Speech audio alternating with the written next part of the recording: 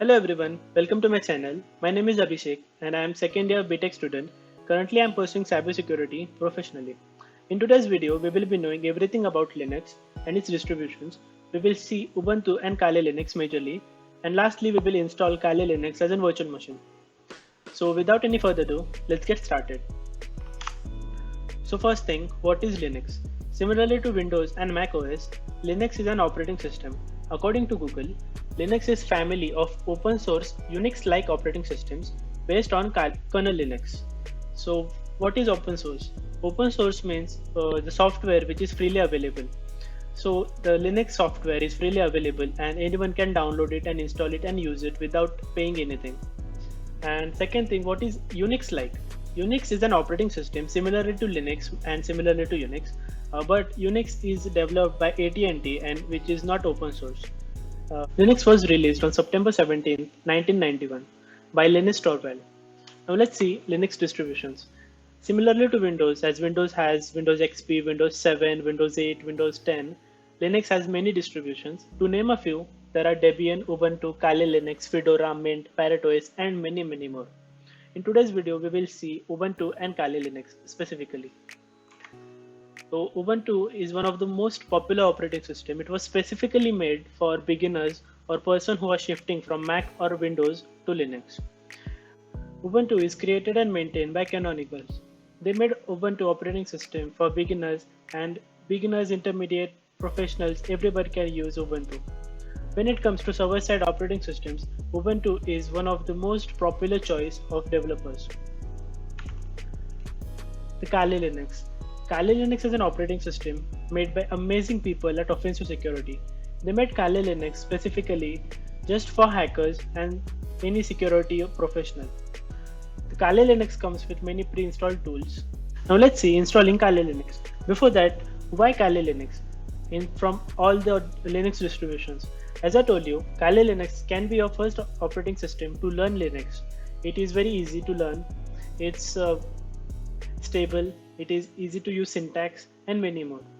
You can use Kali Linux as your host machine as well, but I would not suggest you because if you mistype any syntax in your terminal, you can totally crash your hard drive, which is not good. I have done that mistake 2 times and I would not suggest you using Kali Linux as your host machine. Even dual booting is very dangerous as well.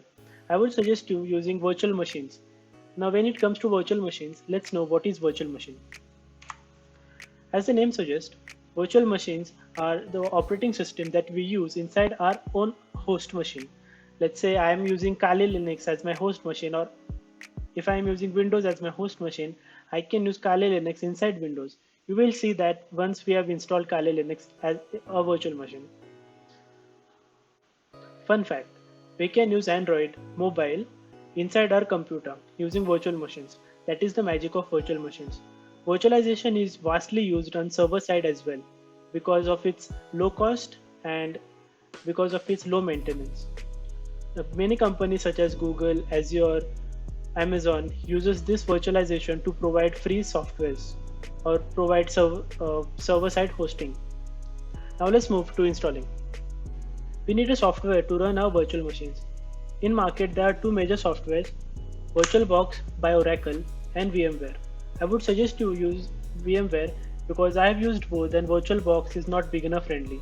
It's very hard to use and it's very hard to set up a virtual machine. VMware is just one click and open virtual machines. So you can download VMware from the link I have provided in the description box. I've already downloaded, so I will not download.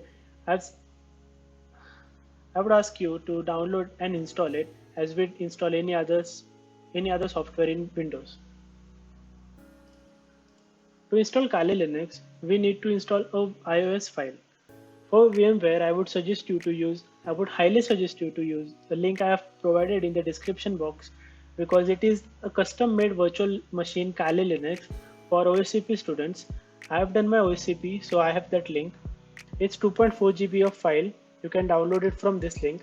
It's in zip file. So once we have downloaded, we need to unzip it. We can unzip it using 7-zip. We can get that software freely from Microsoft Store. It's called 7-zip. Once we are done with downloading and installing softwares, we can just simply open our VMware using VMware. This is the user interface. You will not see these two machines. In home, we can go to open a virtual machine and we need to navigate where we have kept a Kali after unzipping it. I have my D drive. I will open it from there. You will see a single file. Just double click it and we see a virtual machine has been loaded. Here we can edit a virtual machine. We can provide it RAM and processors, what we want to give it. By default, it will take limited hardware requirements. I have 32 GB of RAM, so I can give it 16 GB. More the RAM you give, more the operating system will run smoothly. Once we have done, we can make changes and we can click OK. And here, we can click on the green play button. It will start our operating system.